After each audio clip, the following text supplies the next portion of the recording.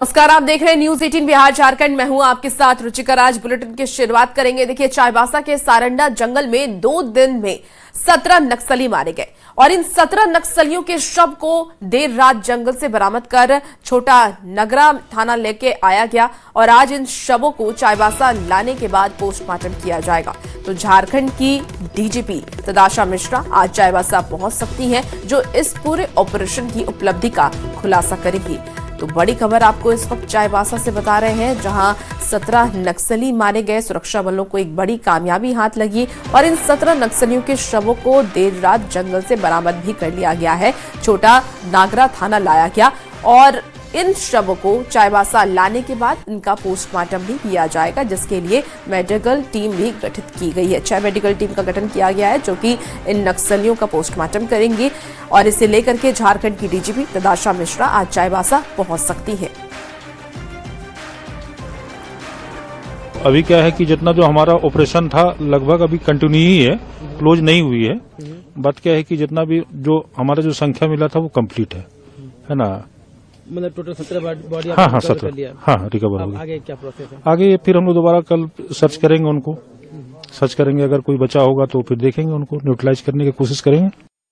चाईबासा के सारंडा जंगल में, छोटा नागरा क्षेत्र के जंगल में ऑपरेशन मेगा बुरू में 2 दिनों में 17 नक्सली मारे गए नक्सलियों के शव को कल रात बरामद कर देर रात तक जंगल से बाहर निकालकर छोटा नागरा थाना लाया गया है।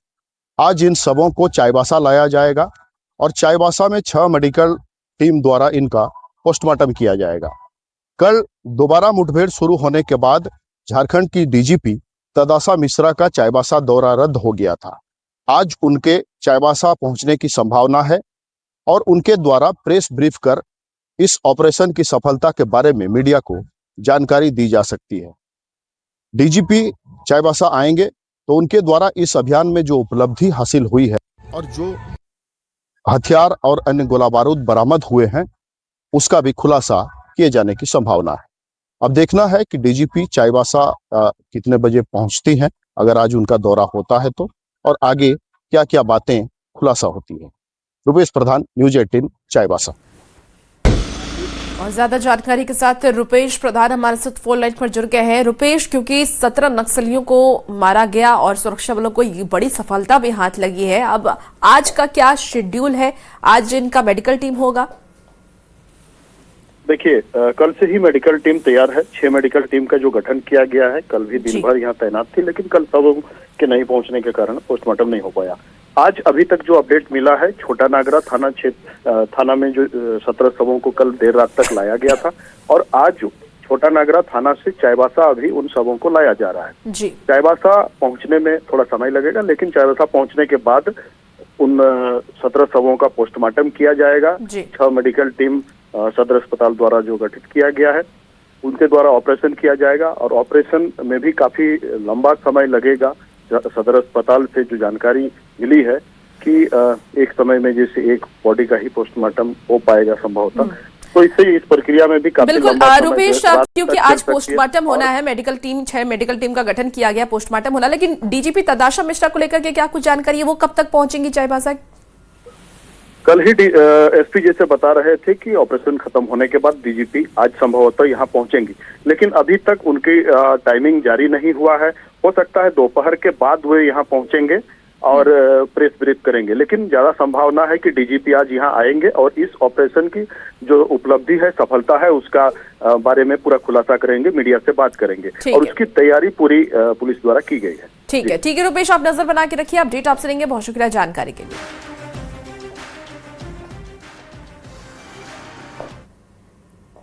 और इसी बीच देखिए, रांची से बड़ी खबर आ रही है। शहीद जवान अजय लकड़ा का पार्थिव शरीर रांची के बिरसा मुंडा एयरपोर्ट पहुंचा है। शहीद जवान को सलामी देने के लिए सेना के अधिकारियों के साथ राज्य के वित्त मंत्री राधा कृष्ण किशोर भी मौजूद रहे। वहीं जिला पुलिस और प्रशासन के अधिकारियों ने भी शहीद को नम आंखों से श्रद्धांजलि अर्पित की है। पार्थिव शरीर आर्मी कैंप नामकुम से शहीद के घर लाया जा रहा है और आज अजय लकड़ा का पूरे सैन्य सम्मान के साथ रांची में अंतिम संस्कार किया जाएगा। आपको बता दें कि 22 जनवरी को जम्मू कश्मीर के डोडो जिले में भारतीय सेना का एक बुलेट प्रूफ वाहन लगभग 200 फीट गहरी खाई में गिर गया था, जिस कारण हादसे में 10 जवान शहीद हो गए थे, जबकि कई जवान अभी घायल हैं जिनका अस्पताल में इलाज जारी है। लेकिन आपको ये राज्य से खबर बता रहे हैं, जहां शहीद जवान अजय लकड़ा का पार्थिव शरीर रांची के बिरसा मुंडा एयरपोर्ट पहुंच चुका है।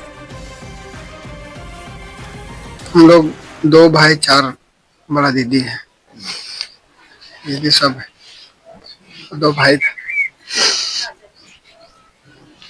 तो आप क्या चीज में पोस्टिंग हुई है? हम CISF में है, मेट्रो में। भैया का कितना दिन का जॉब हुआ? ये हो गया 2014-15 से, तो 10 साल करीब हो गया। भाई आपका ना वॉइस मुझे क्लियर नहीं आता है, थोड़ा दूर से। और हमारे साथ इस वक्त निरंजन सीधे लाइव जुड़ गए हैं। निरंजन के पास चलते हैं। निरंजन, शहीद जवान को सलामी देने के लिए सेना के अधिकारी मौजूद रहे और कौन कौन वहां पर मौजूद थे? किस तरीके से सेना को सलामी दी गई शहीद को?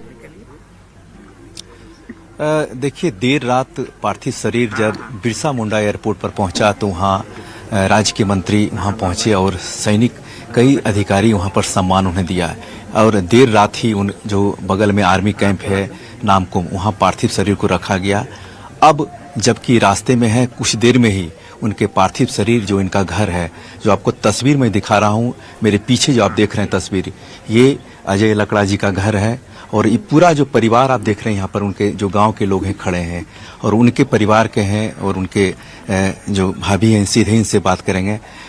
आपको जब 22 जनवरी को जम्मू कश्मीर के डोडा में जो बस खाई में गिरी थी करीब 200 फीट नीचे, आपको कैसे मालूम हुआ था? वो तो हमें ठीक से नहीं बताया गया था। ये जो भांजा है, छोटे बड़े वाले ना, ये भांजा है, इनके पास फोन आया करीब 4:30 बजे फोन आया। तो फिर ये इनको एक बार विश्वास नहीं हुआ, ये फिर सोचे तब फिर दूसरा दिन घर वालों को बताए हैं।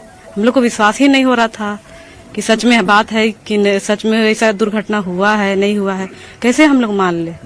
इसलिए हम लोग सोचे तब उसके बाद थोड़े उसी रात को फिर न्यूज वायरल होने लगा यूट्यूब पे। तो फिर नाम भी लिस्ट में आया, तो देख रहे हमारे घर का भी है फैमिली मेंबर। उससे हम लोग को बहुत दुख हुआ। हम लोग को विश्वास ही नहीं हो रहा है कि हम लोग का साथ ऐसा हादसा हुआ है। हम लोग दूसरे लोग को देखते थे, आर्मी वाले फैमिली को, उनके घर में ऐसे हो रहा है, जो भी हो रहा है देखते थे। हम लोग कभी नहीं सोचे थे कि हमारे साथ ऐसा होगा, हमारा भी ये दिन आएगा, कभी ऐसे नहीं सोचे थे। अभी हम लोग उतना ज्यादा कुछ बताने का हालत में नहीं है। अभी हमारा सारा परिवार हम लोग दुखी है। देखिए, पूरी तरह से माहौल गमगीन है। 4 बहन और 2 भाई। एक भाई जो है उनका छोटा CISF मेट्रो में पोस्टिंग है और जो इन शहीद हुए हैं करीब 10-12 साल ये सेना में हैं और पूरा परिवार अगर हम कहें तो शिक्षित परिवार है, जहां एक बहन अगर हम बात करें तो IRB की जवान है जो पाकुड़ में पोस्टिंग है और जो आपको तस्वीर दिखा रहे हैं पूरे गांव के लोग हैं और आप देखें कि यही जो घर देख रहे हैं यही उनका घर है। पार्थिव शरीर को उनके घर भी लाया जाएगा। कितने बजे तक उनके घर लाया जाएगा, क्या कुछ जानकारी है? देखिए, पार्थिव शरीर कुछ देर में ही उनके घर पहुंचेगा और आपको हम तस्वीर दिखा रहे हैं, ये उनका घर है और पार्थिव शरीर को यहीं पर रखा जाएगा। जो प्रक्रियाएं होती है, जो नियम होता है, जो विधि होता है, ये पूरी विधि प्रक्रिया के बाद यहाँ पर पार्थिव शरीर को इसी जगह यहीं पर आप जो दिखा रहे हैं तस्वीर, आप देखें कि ये शहीद जवान का घर है और यहीं पर आपको जो सामने आप देख रहे हैं चौकी पर जो सफेद वस्त्र रखा गया है, इसी चौकी पर उनका पार्थिव शरीर को रखा जाएगा। उसके बाद पार्थिव शरीर को जो प्रक्रियाएं होती है, जो विधि होता है, नजर बना के रखिए और जब शहीद का पार्थिव शरीर उनके घर आएगा फिर हम आपसे जुड़ेंगे। बहुत शुक्रिया जानकारी के लिए। और देखिए सियासी गलियारे से आपको ये बड़ी खबर बता रहे हैं, जहां दावोस में वर्ल्ड इकोनॉमिक फोरम के दौरान सीएम हेमंत सोरेन को व्हाइट बैज मिला है। आपको बता दें कि जिस पर अब सियासत तेज हो गई है। बीजेपी ने इस पर सवाल उठाते हुए कहा कि ये सिर्फ एक पास है, इसे सम्मान के रूप में क्यों पेश किया जा रहा है। वहीं कांग्रेस ने पलटवार करते हुए कहा कि बीजेपी के पास कोई मुद्दा ही नहीं है। से ये बात सरकार के स्तर से फैलाई जा रही है, ये बड़ा ही हास्यास्पद है कि बड़ा सम्मान मिला है। तो ये सम्मान नहीं, केवल पहचान पत्र के रूप में उनको मिला है, भले उसको ये सरकार सम्मान के रूप में प्रचारित करा रही है। मैं समझता हूँ कि माननीय मुख्यमंत्री जी को ये सारी बातें स्पष्ट करनी चाहिए, और कहीं अगर उनके इशारे पर हो रहा होगा तो फिर और ये बात फैलाई जाएगी। उनको ये पच नहीं रहा है कि भारतीय जनता पार्टी के नेता से इतर किसी अन्य दल के नेता को, किसी अन्य राज्य के मुख्यमंत्री को जो कि भारतीय जनता पार्टी के से नहीं आता हो, ऐसा मुख्यमंत्री को कहीं कोई विदेश की धरती पर सम्मान मिला है, ये उनको पच नहीं रहा है। यही कारण है, सवाल उनसे पूछिए ना। खबर जमशेदपुर से है, जहां बीजेपी प्रदेश अध्यक्ष आदित्य साहू पदभार ग्रहण करने के बाद पहुंचे हैं और इस दौरान उन्होंने सरकार पर कई गंभीर आरोप भी लगाए। आपको बता दें कि कैरव गांधी के लापता मामले को लेकर के भी पुलिस और सरकार पर सवाल उठाए हैं और इस दौरान उन्होंने कैरव गांधी को ढूंढने को लेकर के पुलिस से तत्कालीन कार्रवाई की मांग की और सकुशल वापसी नहीं होने पर आंदोलन की चेतावनी भी दे दी। उनके परिवार के लोगों से मिलकर हमने कहा है कि 27 तारीख से सत्र चल रहा है, हम कोशिश करेंगे कि 28 तारीख को माननीय गृह मंत्री से मिल करके यहाँ की घटना के बारे में जानकारी देने का काम करूंगा और कहूंगा कि सीबीआई की जांच इस घटना की कराई जाए, ताकि कल कोई बच्चा का अपहरण न हो। ये मैं निश्चित रूप से आपको आश्वस्त करके जा रहा हूँ कि माननीय गृह मंत्री से मिल करके सारी घटना की, यहाँ के साथ साथ अन्य जगहों की घटना की जानकारी देने का काम करूंगा। अब बताइए, कोडरमा से 1 महीने से बच्चा लापता है, बोकारो से एक बच्ची 5 साल 2 महीने से लापता है। क्या कर रही सरकार, क्या कर रही प्रशासन? अभी झारखंड का तो कोई देखने वाला है।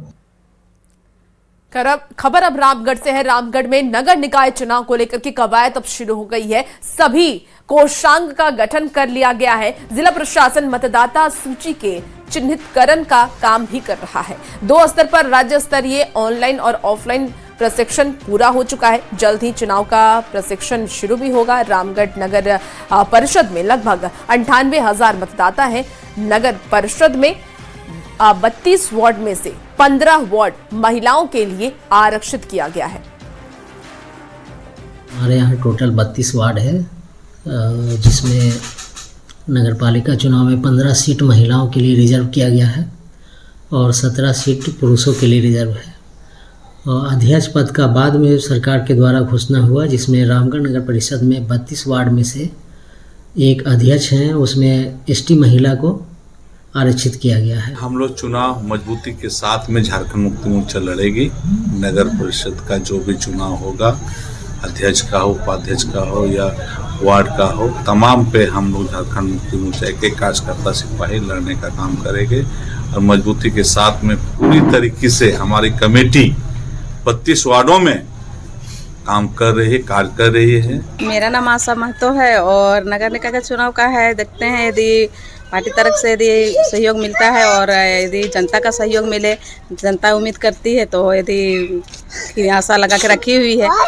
रामगढ़ में नगर निकाय चुनाव की तैयारियां शुरू कर दी गई है। रामगढ़ नगर परिषद में 32 वार्ड है, जिसमें से अध्यक्ष का पद एसटी महिला के लिए आरक्षित किया गया है, जबकि महिलाओं के लिए 15 सीट आरक्षित है और पुरुष जो है 17 सीट पर यहाँ पर चुनाव लड़ेंगे। यहाँ कुल मतदाताओं की संख्या 98,000 है और सभी कोषांगों का गठन भी हम लोगों ने कर लिया है और 2 स्तर पे हमारा ऑनलाइन और ऑफलाइन प्रशिक्षण भी राज्य स्तर से हो चुका है। हम लोग कोषांगों का गठन किया, प्रशिक्षण भी हम लोग बहुत जल्द प्रारंभ करने वाले हैं। साथ ही हम लोग का मतदाता सूची का चिन्हितीकरण का काम चल रहा है।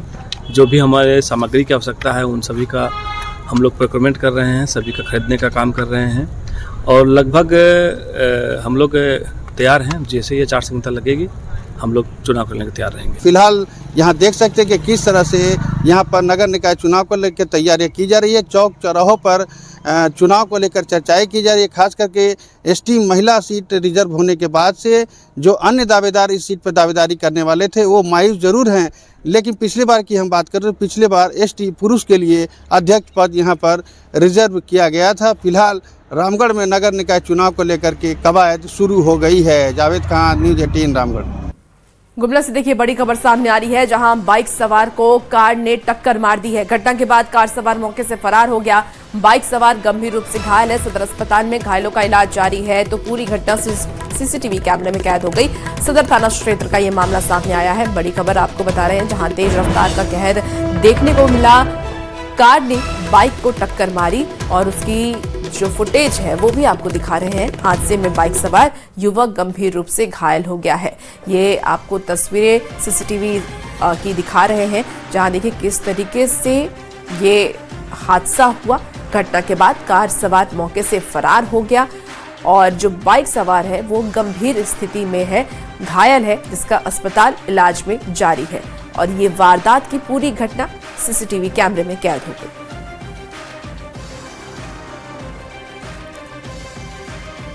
तो ये आपको तस्वीर दिखा रहे हैं, उस वक्त की ये तस्वीर है जब ये हादसा हुआ। कार सवार अभी भी पुलिस के गिरफ्त में नहीं है। हालांकि प्रशासन की तरफ से कब तक उसकी गिरफ्तारी की जाएगी ये देखने वाली बात होगी, क्योंकि बाइक सवार की स्थिति काफी ज्यादा गंभीर है। उसका इलाज चल रहा है, सदर अस्पताल में उसका इलाज चल रहा है। और ये पूरी घटना सीसीटीवी कैमरे में कैद हो गई, जिसके बाद अब कार्रवाई की मांग की जा रही है। एनएमडीसी की टोकी सूद नॉर्थ कोल ब्लॉक ओरेज से कोयले का उत्खनन शुरू हो गया है और इस कोल माइन के से अगले 25 सालों तक 1377 एकड़ भूमि पर कोयले का उत्खनन किया जाएगा। आपको बता दें, जानकारी के मुताबिक कि हर साल 2.3 मिलियन टन कोयले का उत्पादन होता है और पिछले चरण में यहां पर 550 लोगों को रोजगार से जोड़ने का काम किया जाएगा। इसमें 425 स्थानीय रेत विस्थापित शामिल हैं। यहां पर G8 से G12 ग्रेड का कोल रिजर्व उपलब्ध है।